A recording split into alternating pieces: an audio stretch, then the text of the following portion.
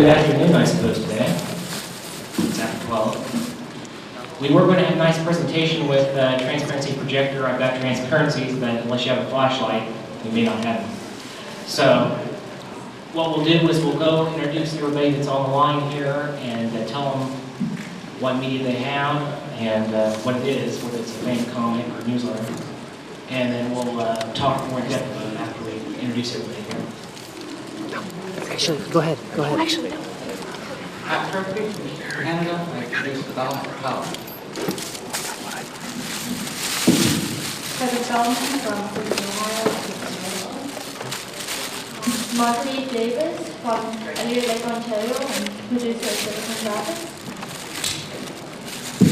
Welch from Oakland, California, and I do a comic called Somewhere in Time.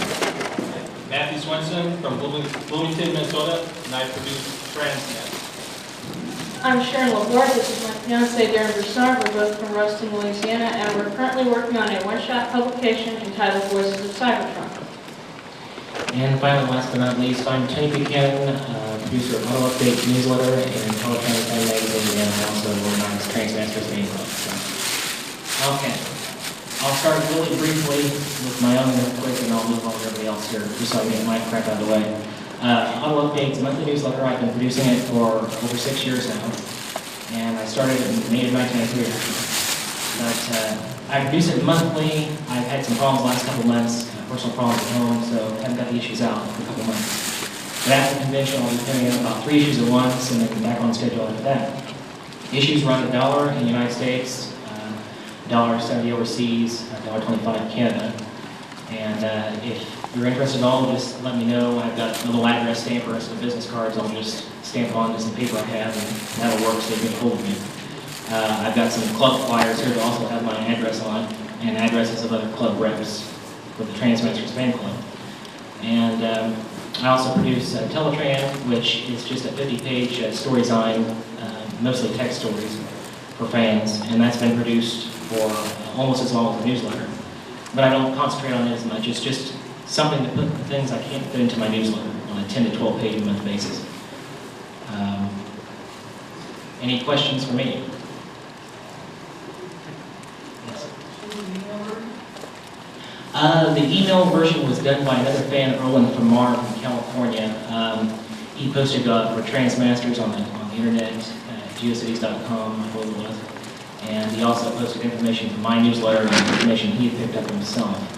I'm not quite sure what's going on. Just a couple months ago, I think, when I heard, I'm not on the net, that's what I've heard, it disappeared. So I think he wasn't in time updating it and keeping it updated as per the policy of the place where we were.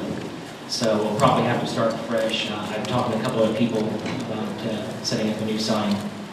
So if I can get on the net, maybe I can do it myself. I actually just wanted to make an announcement that if anybody would like for questions, if you're not shy and want to come on up here, I'm sure the guests will be able to hear you a little bit better. More than happy to. Any other questions for me? About the Transmasters Fan Club or any sort of material in general on Auto Update or in green?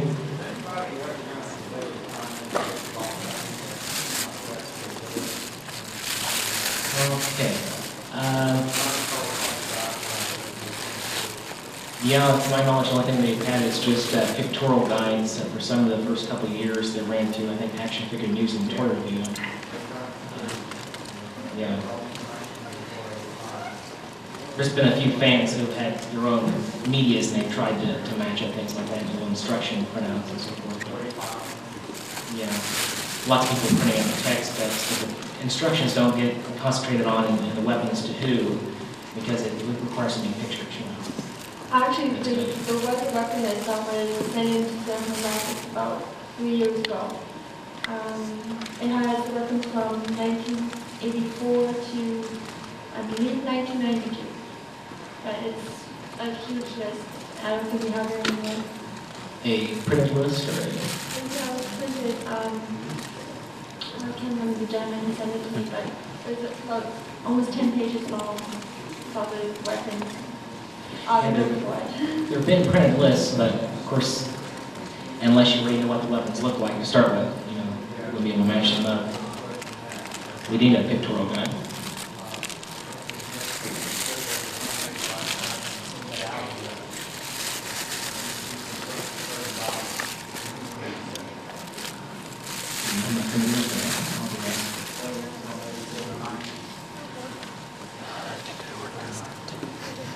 Individual, or was it a company, you know, in the company that published it?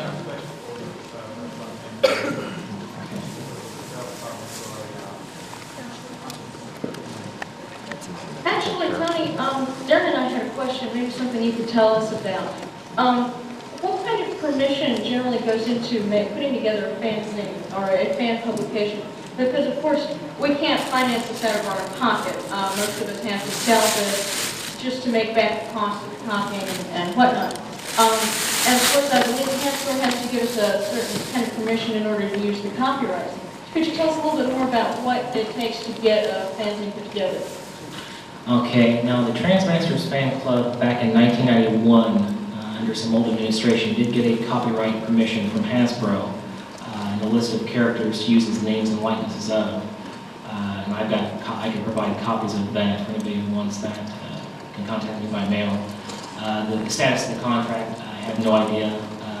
Last time someone contacted Haskin, they had no idea what we were talking about. So whoever was in charge of legal at the time, I don't hold the name offhand on the contract, but may have made a deal because that was in between the old and the Generation 2 at the time. But we do have a sort of permission, and as we all produce these, I think I speak for everybody here, they're non-profit. And you know, we can show receipts to back that up to protect ourselves, but Hasbro is usually not going to go after someone who doesn't make a profit and it's on a small basis like that. But if they were to crack down, of course, we're going to have to stop it. But we produce it for the fans, as a service for the fans, and it's something we enjoy doing. You know, we keep up on our own for information and keep track of what we're doing and what's going on, and we produce it for ourselves too. You know, as much as for everybody else. But as far as what goes into media, a lot of blood, sweat, and tears goes into media sometimes, especially trying to produce it on some sort of decent schedule, like my monthly newsletter. But yes, sir. Is there any way that Hasbro can censor any type of material that goes into the magazines? Again, at this point, since we're not official, produced by, you know, liaison by the company, you know, they can't really say, well, we can't print other than, you know, maybe cracking down and saying we have to stop doing it, you know. But, that contract's the only thing we've seen that was official from Hasbro. That's been a number of years ago. I'm going to move along here to Matt here, since we're going to make sure we end by 1 o'clock for the other panels. I produced the Balance of Power fanzine, which is a single storyline set in the post-US comic series. And I actually picked it up after 2 previous editors had been working on it, including Tony and Don. Tony, out to the audience, I have to say. He's too shy to come up here. There's 3 copies available in the dealer's room for sample issues if anybody's interested in picking it up. What else to say about it? Basically, it comes out supposedly bi-monthly, but lately it's been monthly. It's about $3 Canadian, $3.25 US, and $4 elsewhere. What is the storyline about? The year 2010, following the end of the Great War on Clo, the Decepticons have returned. Well, Galvatron and Shockwave have got together and formed an alliance to take over Cybertron. The Autobots have built Autobot City on Earth that are basically trying to become better friends of the humans. And there's another Decepticon commander working out in the depths of space, planning his own eventual return to power. And a few other interesting twists thrown in. What was the name of the series again? Balance of Power. Okay.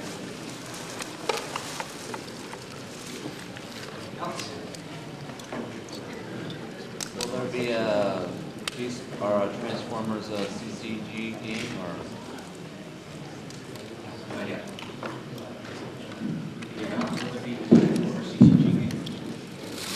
Okay, I don't know anything about the games that have been come out on PlayStation, and It's collectible card game. Oh, okay, you're talking Like a about, Magic. what was that? Some fans had put together Battle a cards. fan-made game and just passed it around between them. That it wasn't officially approved by Hasbro. The only thing we had for a game was that Beast Wars mutating card game in the United States anyway. I believe Japan had their own games. Actually, I've been with the Transmasters for about 5 years now, and I noticed repeatedly you'll have somebody try to put together either a role-playing game or a collectible card game for the Transformers. And what usually happens is somebody says, this is what I'm trying to do, and then you never hear about it again because either, with role-playing it's very difficult because you have to have so many people for so many characters. And I think somebody was finally successful with a collectible card game, but I didn't hear very much about it. Move along here to Heather Feldman. Hi, my name is Heather Feldman. I produce a comic book, black and white, and it's for 18 and up only. It's called Management. If you're under 18, you need written permission to get this book. It is basically my answer to all those lovely plot holes in the original cartoon series, and to fill those up, I need to get a big screen. And one good thing about doing your own book is no censors. So this is not a book for kids. It does give the occasional nightmare, I'm involved. So, whatever. If you want to see some of the artwork, there's some color work in the art room. And the price of the book varies because the length of the book varies. The number 7 is 80 pages, the ones after that are about 40. Yeah. What material is contained to make it for adults only? Well, it's graphically violent. I mean, I think it's pretty silly to have, large robots walking around humans and fighting each other, and nobody gets hurt, ever? I don't think so. So there's a lot of violence, there's some torture, there's some blood and guts floating around, and it's a bit graphic. So we're keeping it good. This is my way of, sort of covering my butt too, because I don't want some of these mothers coming after me because their kid has nightmares and saying, you're scared of my kid. So 18 and up, please. What else to tell you? It's set in the cartoon universe after the return of Optimus Prime, but does not include Rebirth. That's why I just ignored it. There's no schedule. It gets done when it gets done. I work. It's hard to work on, and I like it to be pretty quality, so I take my time. Does anybody have any questions? Take contributions from outside authors. What? Do you take contributions from outside authors? I have people that help me out and give me ideas, but it's basically one continuous storyline. I've got it written out. The outline I have is covering about 3 million years. What's actually written out so far is about 3,000 pages, and the comic is way behind that. So no, there's really not a lot of room for other people's work because it's a one continuous storyline, and it's written.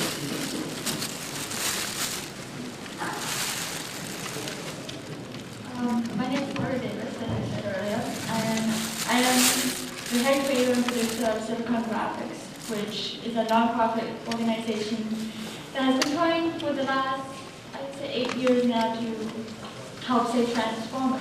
And that's where we do it is with a fanzine called Silicon, which was the very first one that we ever came out with back in 1992, I believe. And basically what we do is we have people who write into us, give us story ideas, profiles, art, poems, just about anything. We're always getting contributions. We still have so much to do, there's plenty more in the production right now. But this is our tribute to Nightbird. That was Silicon 15, came out 6 months ago. All Silicons have a full color cover page, which runs $8. But for anybody who's on a budget, we have a black and white one for $6. On top of that, Silicon also produces Beast Wars Bloodlines, which, like Heather's, is for 18 and up. Because we have a lot of graphic requirements and we're trying to add on to the Beast Wars stories.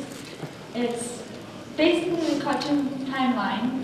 We have, well, I talked with Venus Toso a couple of years ago about it, and we both decided that we needed more we needed more female characters.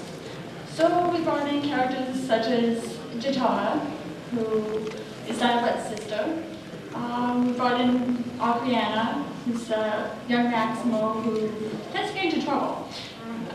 We have a Vista, very young Fredicon, who seems to like to hang around Black Vatican. I think she's a big sister or something. We also produce Fanzine right now, trying to promote female characters in the Transformer Club. Because basically it's a boys' club. All we ever see is boys' toys, we don't see any femmes.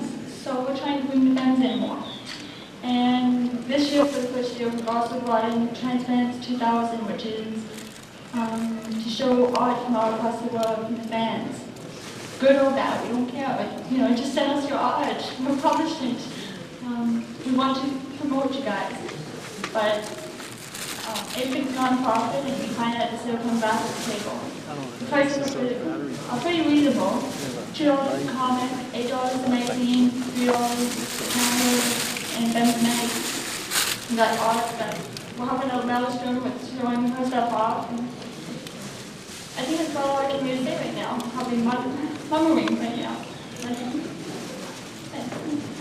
Is there any questions? Anything at all?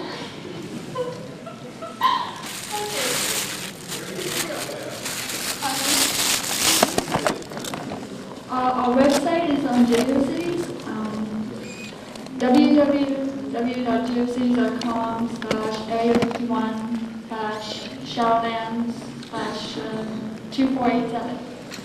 And we have everything there being promoted. Anything else?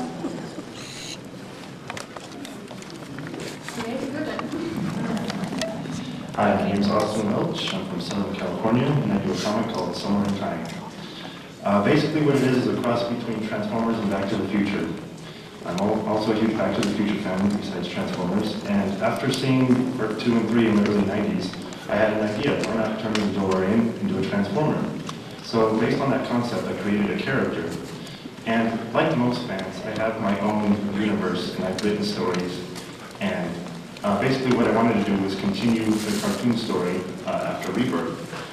And but I was also a big fan of the comics, and what I wanted to do in my universe was take equal parts comic, cartoon, and my own characters and storylines and kind of combine them into like a composite storyline. And after coming up with one story that took off where the Rebirth left off, I still had this DeLorean Transformer that I wanted to do something with. So came up with a story based around that concept, and it has evolved over the last 7 or 8 years into what it is now. And I've got it in a final written form. I'm just putting it into a comic now. And it's very non-profit like most of the others. Unfortunately, I have no set schedule because it's basically a labor of love. I mean, I work, I go to school, I have, things in life I have to take care of. So this is just for fun in my spare time. So I have no set schedule. So if you're not very patient, then my comic's not for you. It's taken me a good 2.5 years just to get this first issue done, which is pretty sad, but better late than never, I would say. But I basically just write the story. It's taken the help of some very great people to help get it off the ground. Two lovely ladies from Texas. First of all, Tina Bernal, who's in the audience right over there. She's helped me out with the writing a bit. I like to think I'm a pretty good storyteller, but maybe not necessarily the best writer. She's kind of helped, be an editor, give me advice here and there on what I, should write and what I shouldn't write. And if the time ever comes up in future issues, she may even help co-write things, depending on if she has the time and energy to do so. And of course, I'm really not a great artist myself, and so I've employed the help of Sarah Panwell from San Antonio. Some of you may know her. Great artist. She draws Transformers the way I think they should be drawn, which is very angular, yet still has some humanity to them. I don't know if you guys won't be able to see anything from here, but there's some examples of her art. We have transparency between them. One thing I did try to do with some of my stories that take place after the rebirth and continuing the story is try to revive not only the characters, but some of the feel of the real early episodes. I'm one of those old school fans that likes, the first couple of seasons of the show and those real early characters, the toys that were actually made out of metal. Tend to favor those. So I brought a lot of those guys back. But at the same time, I do like a lot of the newer characters and concepts, such as the Masters, Headmasters, Target Masters, so on. So I brought a lot of the classic guys back and put them into master form. So if that sounds interesting to any of you guys, you may find my comic interesting. And unlike some of the other comics that I've seen are out there, I tend to make it a little bit more lighthearted. Some of the comics are a little bit too, depressing for my taste. Even though there's violence and, obviously there's a war going on and everything, I do try to put in some humor in it. Best comparison I can come up with are, the Star Wars movies. Even though there was a war going on, there was still time for jokes here and there. Usually at C-3PO's expense, but I try to put humor, some humor like that in my book. So if you like a little bit of a humor twist on your Transformer stories, you might want to check out my comic. Let's see what else I can say. I know I have more to say here. Oh, I should also mention that Heather over here that does Maelstrom, she's given me a lot of advice and really helped get my comic off the ground, so she deserves some credit as well. And thank you, Heather. So my comic's kind of set up like hers as far as the layout and everything. But it has its own unique visual layout, I like to think. And also another interesting thing, I have two kind of extracurricular things planned for my comic in the future. First of all, the website, that's going to come eventually. I'm still kind of new to the internet myself, and with the help of friends, I'm eventually going to, make this kind of interactive. That's, all in the future. And also, I have planned a soundtrack for the comic book, which is kind of an odd thing. I think some other people are just starting to do that themselves, but I kind of imagine it like a movie. And I've come up with some music based on some groups that I like, mostly in the classic rock, heavy metal vein. And most of the, yes? Oh, I've got them all listed on my ad if you want to stop me afterwards. White range of stuff, a lot of classic rock from the 70s up to some of the current bands. I'll talk to you afterwards if you want to know the specifics. Queen's my also favorite band. We've got a Queen song on there. Dream Theater, Queen's Right, Aerosmith, some of that stuff. Some others as well. It's just kind of a demo thing on tape right now, but I'm eventually finding a CD. Like I said, I'm just getting into computers. I'm getting a CD burner soon. I'm finding a full CD. It's almost 2 hours of music. And all of the music, both the feel of the music as well as the lyrics, fit the story and kind of give an added dimension. I mean, to me it's like, what would a Star Wars movie be without the John Williams soundtrack? It would be the same, and it's kind of the same with my comic. If you really get into the comic, you really should check out the soundtrack as well. And I think that's about it. I can't think of anything else to say. I know I'm kind of long-winded here. Any questions? Do you plan on having the comic colored, or do you plan on having the comic colored, or black? Not at present. My artist friend, Sarah Tannenbaum, she and I have talked about maybe doing some color inserts like Heather has done with Maelstrom. Possibly some color covers in the future. Who knows? If we get crazy with our website and everything, that's always an option in the future because Sarah, she's been going to art school and she's really improved even since this first issue. And we're trying to get the second issue done soon. And from recent phone conversations, she has a lot of really great ideas, and it's really exciting to me to think of the stuff we might come up with in the future. So if you want to get in contact with me, you will certainly be updated on that. Color is definitely an option for the future, but as far as right away, no big plans for it yet. Anything else? If I can say something about the color, you've got to remember we're doing this out of pocket expense. We pay for this later. This issue is 80 pages long. It cost me $10 to print, black and white. Now, every color copy is an additional $3 on top of that. I would be asking people to pay $13 for one issue. Of a fan-made comic book, that's a little bit much. It becomes cost prohibitive. So we do like color inserts and stuff like that that people can take or not take if they don't have the money. So there you go. Full color the whole way, not possible. Zeman Graphics is pretty lucky because we have been able to get our color covers for 85 cents a piece. But that may be stopping very soon because we're having trouble getting out to our sponsors and trying to get enough money because right now I'm in between jobs and so is my editor. So it gets very expensive. Most of these cost us all my labor comes out of our own pocket. Something else I just forgot, I forgot to add. The first issue of Summer in Time is free. That's right, free. I'm trying to get people interested in my little dinky comic, so I'm making it free. And I'm pretty confident that I'm going to hook you with the first issue. So future issues will probably cost in the $3 to $4 range, but just keep that in mind. It is free. So if you want to stop me sometime during the convention and get my information from me, you'll have to pay postage, but the issue is free.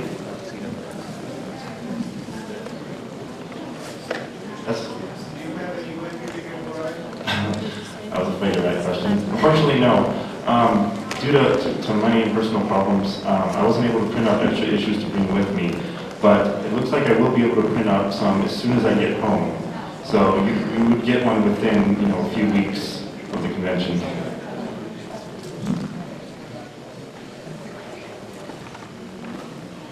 All right, I'm Matthew Swenson.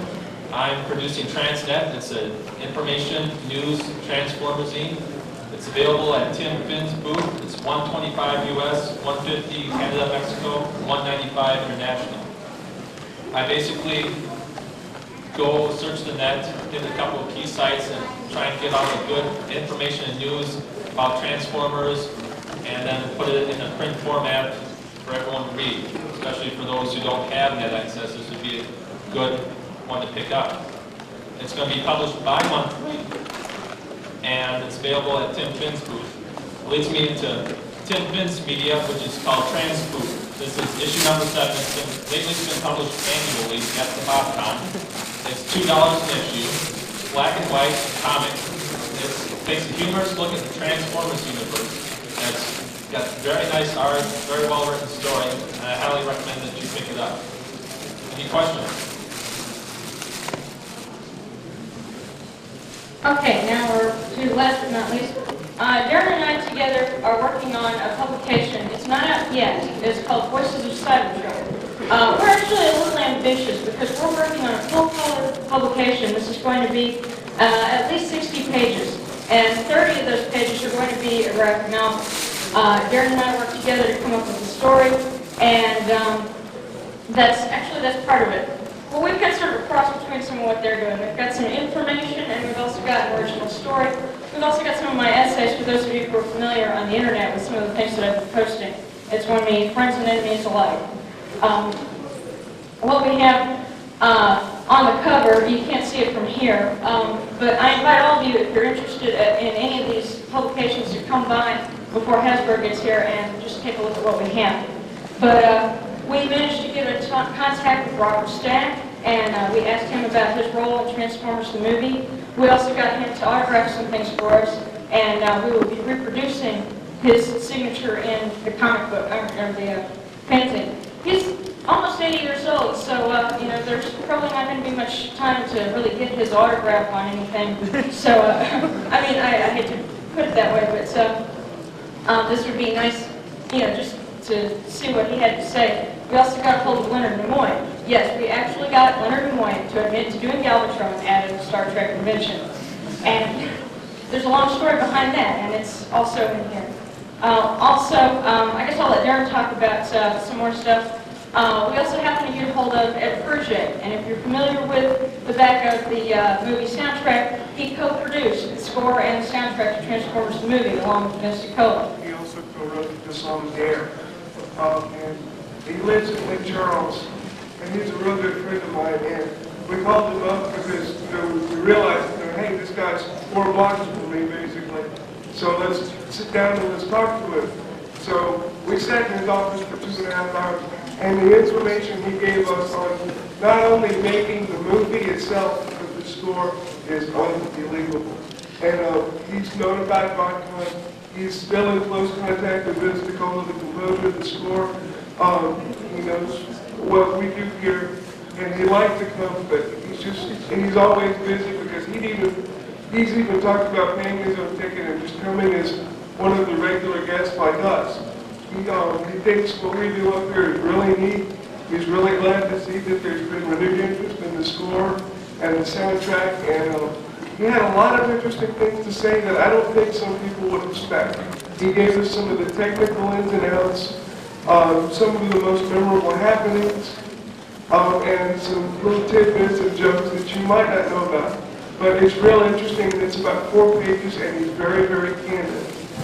It's worth the read. It was a whole lot of fun, and there's going to be more information in this magazine than you could possibly know.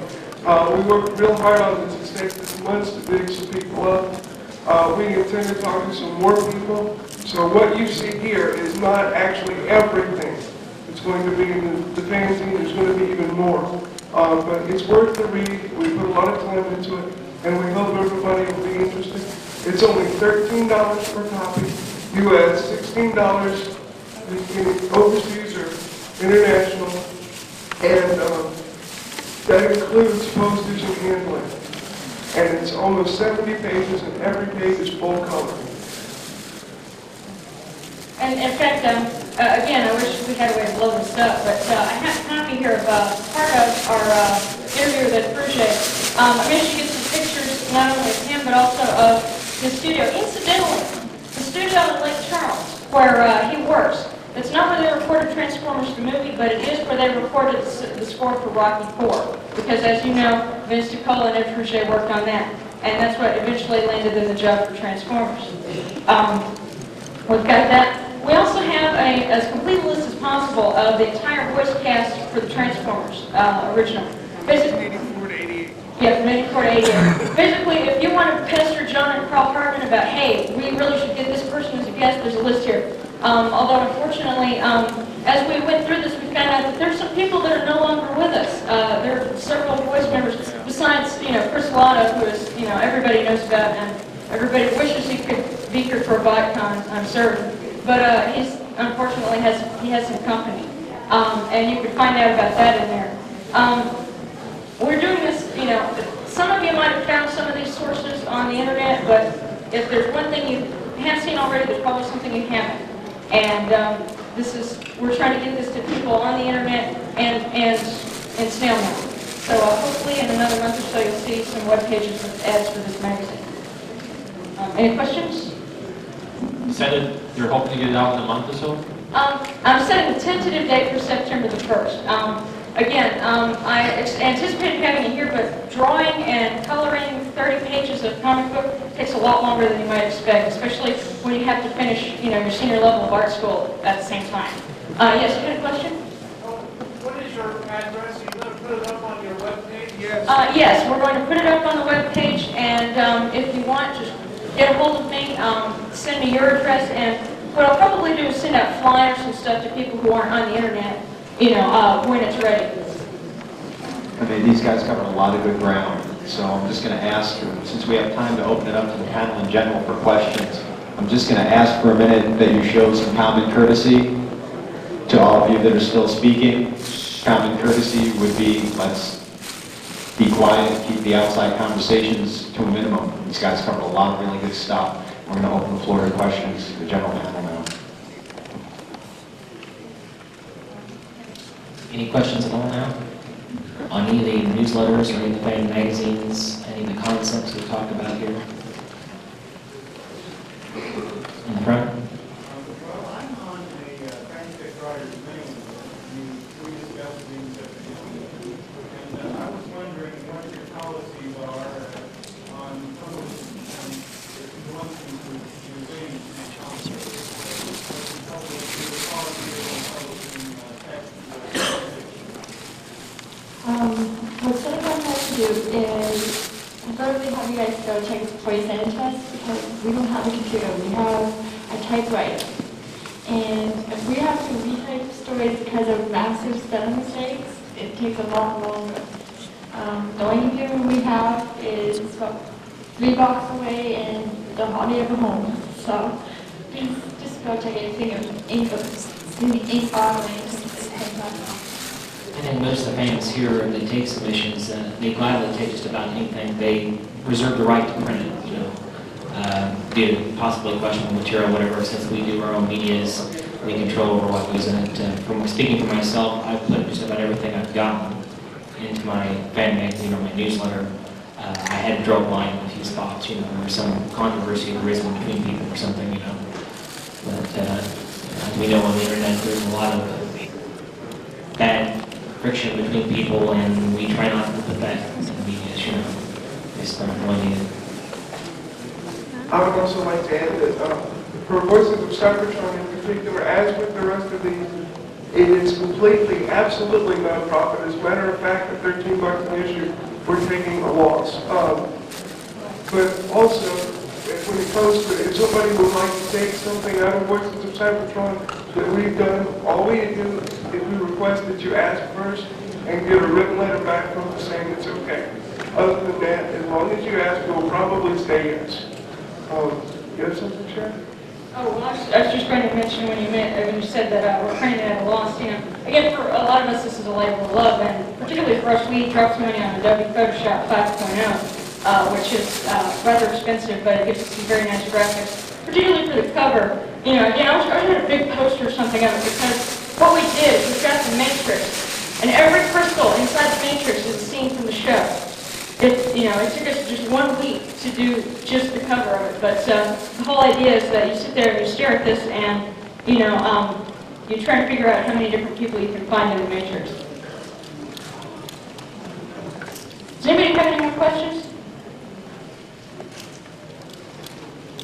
For the one doing the soundtrack for now, do you have to have permission to release that? I haven't really gotten into that yet. It's basically, the thing with bootlegging is, as long as you're not making any profit off it, then it's no problem. So I wasn't planning on making any profit off the soundtrack either. In fact, I would probably be taking a big loss on that as well as my book.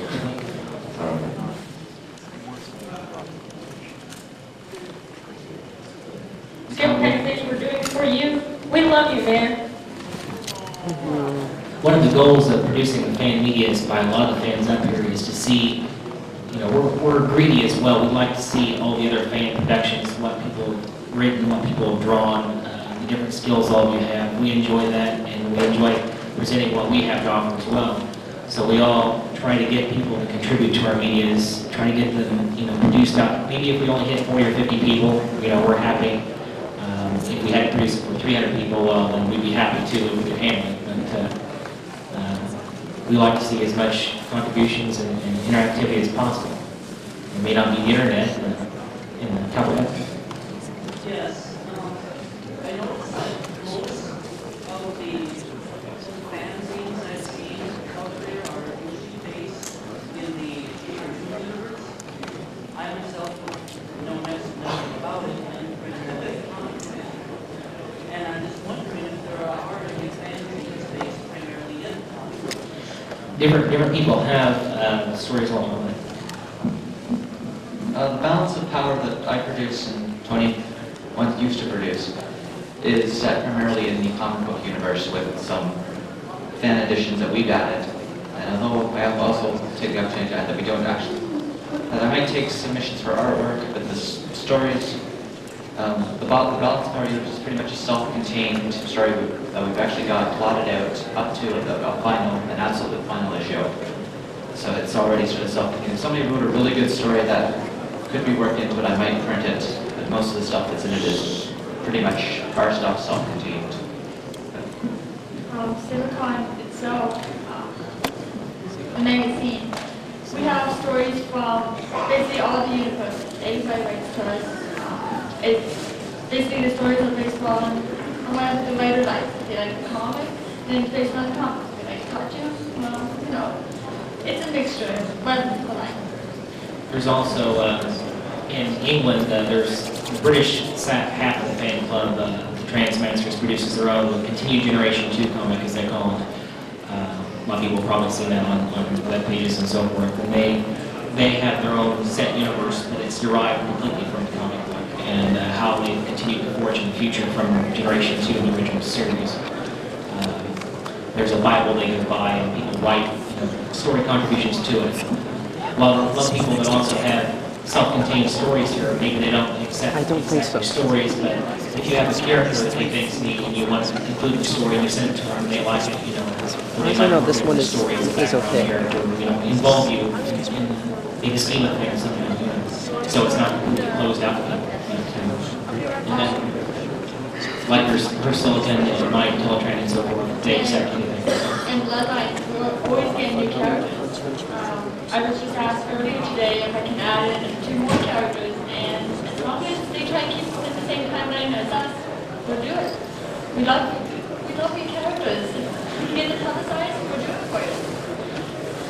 Actually, there's one thing you were mentioning about publications that are mainly distributed through snail mail versus things that are distributed on the internet. This is one thing I want to see more interaction between the fans that are based primarily in snail mail who don't have internet access and those that do.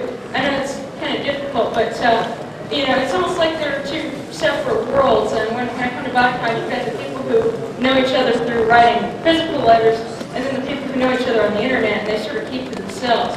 And we need to all get together. We're all one fandom, and that's the one thing I'd like to see. Is more sharing between the 2 mediums. Any other questions?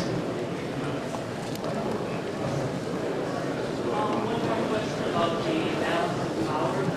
You said it's based in the current universe. Was that like after the Gen 1 comic or the Gen 2? Balance of Power is set it starts in the year 2010, continues to about 2015 or so. It's set primarily after Gen 1. The odd Gen 2 character might be mentioned, but pretty much just US run Gen 1 stuff.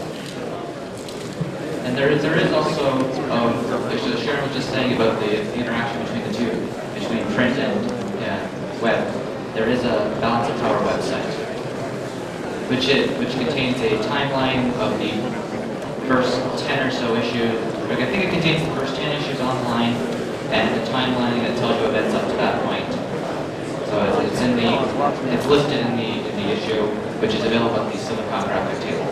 Excuse me, if we could keep the outside conversations down to a minimum, just a minimum, to try and be a little bit polite for the rest of the panel. I really don't think that's too much to ask.